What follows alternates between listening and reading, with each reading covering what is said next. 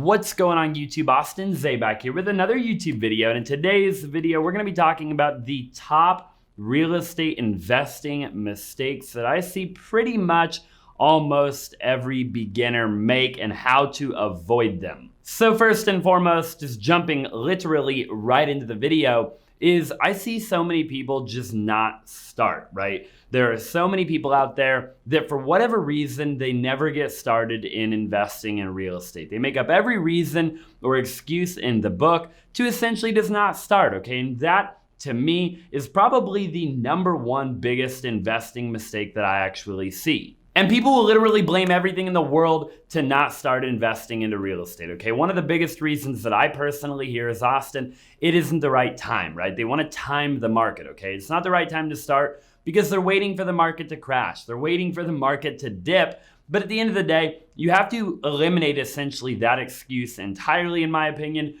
because the reality of it is when you look at the real estate market over the long haul, it will always perform historically upwards, right? It'll always trend upwards over the long haul. So obviously I see so many people that are trying to time the market, right? They see even right now, there's a lot of craziness obviously going on in the world. There's a lot of uncertainty. There's just all sorts of different stuff going on in the world. But the real estate market is doing incredible, right? The stock market is doing incredible. And obviously that doesn't have anything to do with the economy right now. You see, unemployment at a 10% level, give or take, okay? I think they just announced maybe that it dropped down to 9%. But ultimately, unemployment is about 3 times higher than that of what it was, before March, okay? So, but at the end of the day, people are fearful, right? In any bull market, in any good market, people look at the real estate market in particular, and they're waiting for that next downturn, right? They're waiting to time the market right. And so ultimately, they never end up starting because the reality of it is you can never really know a down market until retrospect, right? You never know the bottom of a market until you're looking backwards, right? So you can't tell, when you're in the bottom, right? When the market is at its all-time low, you never actually know that until you look backwards and you obviously see the market recover. And then you look at it and you say, oh man, I wish I would have bought at the bottom. When you really look back at it, the federal government really started selling land back in the 1800s, okay? So, for the last couple of hundred years, in a nutshell, the market has been full of ups and downs, right? Peaks and valleys. And you see that when you look at a graph and you look at the historical data, you can see the different times in which, the housing market was high and the housing market was low, okay? But in a nutshell, what you'll notice is the fact that it has trended up really ever since, again, a couple of hundred years ago, back in the 1800s. So the reality of it is, trying to time the market perfectly, in my opinion, is not the right move. The reality of it is, for me, is that the best time to invest into the real estate industry is always right now, right? So whenever you're watching this video, now is the best time, right? Now is the best time to get in. Now is the best time to buy your first rental property, right? Now is the best time to get into wholesaling. Now is the best time to fix and flip real estate. But primarily, if you're looking to buy and hold, right? Because when you buy and you hold for a long enough period of time, you will always beat the market, right? The market will always trend upwards historically. So if you're planning to buy and hold, then I just encourage you to buy, right? I encourage you, if you have the money, and you're able to get good financing, and we're gonna talk about a couple of other things in just a minute, but if you're able to buy, then buy. Don't try to time the market perfectly if you're gonna be a buy and hold long-term investor, which is what I always recommend, right? I always recommend to be a buy and hold long-term investor, right? You will always beat the market, and at the end of the day, it is the most risk-free, okay? AKA the least amount of risk is just to buy and hold, right? Get tenants, move tenants into the property, and take advantage of all of the benefits that come along with owning real estate, right? And there's a long list of benefits of owning real estate over the long haul. So I encourage you, if you're watching the video, well, first and foremost, if you haven't already, to go ahead and just smash that like button, as it really does help me out with the YouTube algorithm. But then just to go ahead and buy and hold. The second investing mistake that I see with real estate investors that are brand new to the industry is not doing enough research. Now you're like, Austin, I don't know what kind of research to do. Well, look, at the end of the day, it is 2020. You got to go on Zillow, on Realtor.com, on Trulia, on Redfin, on literally any platform, okay? Watch my YouTube channel, go onto Bigger Pockets, right? Go onto Facebook groups and network events, like whatever you have to do to do research on your local market, on the market in which you plan on buying real estate in. You want to understand the market, right? You want to understand, what areas are hot, what areas are not hot, what areas are up and coming.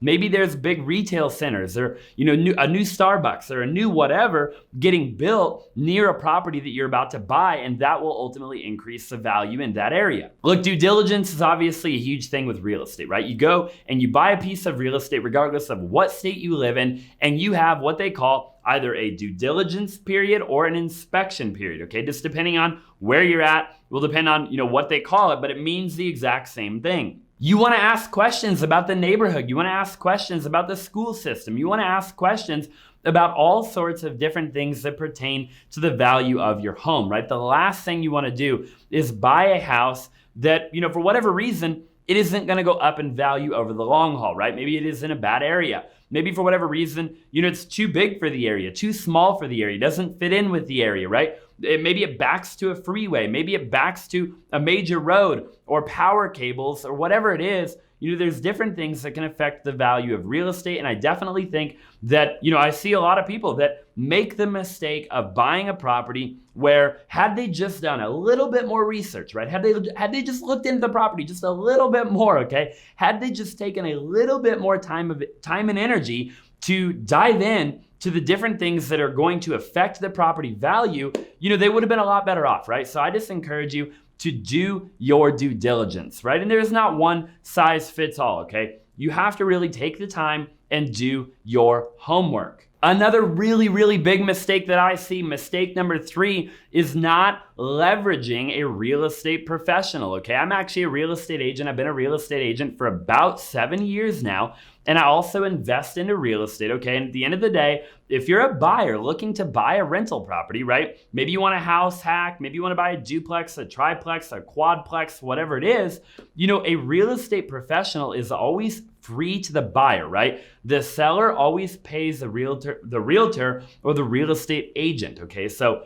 it is free. If you're a buyer, you literally get a person that can help you, a professional, right? For free, okay? So ask your real estate professional to do all of the heavy lifting for you. Let them know what you're looking for and let them find it for you, right? Leverage their time, leverage their expertise, leverage their credibility, leverage their knowledge, their wisdom, right? Assuming that the real estate professional knows what they're doing, then you really want to leverage that, right? You don't pay any extra for that. And I see so many buyers that try to do it all themselves, right? They try to buy a house that is for sale by owner from a seller. They don't want a real estate agent, or the real estate agent that ends up representing them is representing the seller and the buyer. And, that is just a tough situation to be in. So I just encourage you to use a dang real estate agent. Real estate agents can provide you with so much information that you would never get otherwise, okay? There's all this different information that is kind of proprietary to being a realtor, right? To being a real estate agent. And you really want to leverage that and make sure that you kind of extract all of that knowledge from your real estate professional. So I just encourage you to definitely use a real estate agent. If you're looking to buy real estate, right? If you're looking to get into the world of real estate, find somebody in your local market that you really trust, right? That you really like working with and that has your best interest at heart at the end of the day. The fourth thing that I see people making mistakes on when getting into real estate is not getting a proper home inspection, okay? Look, you have that due diligence and that inspection period for a reason, right? Hire a professional to do an inspection for you. You can pay like a couple of $100s to get a home inspector out that'll find everything that is wrong with the property and give you a report on it. And then you will have the opportunity to either back out of the deal if it isn't any good, right? Maybe there's a foundation problem or a roof problem or an air conditioner, whatever kind of problem.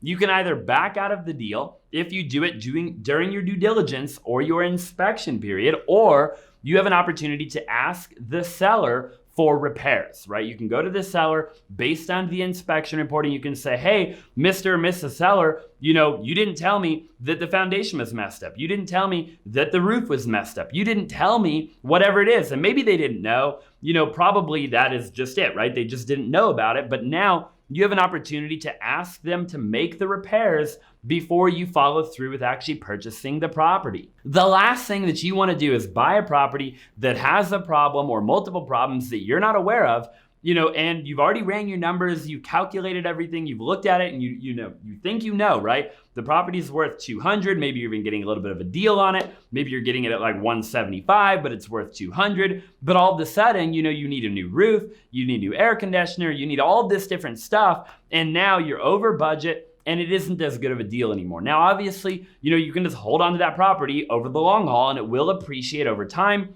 again, based on historical data, right? But at the end of the day, you really don't want to buy a property and overpay for it, right? Which kind of leads me into a different topic, which I'll talk about in a minute. But, get a home inspection and make sure that you're at least aware of any problems that the property has. You can even go back to the seller and say, hey, Mr. or Mrs. Seller, rather than you make the repairs on the property, I want a reduction of purchase price to allow me to make the repairs, right? Because I don't want to pay, X amount of dollars for a property that has all these different problems.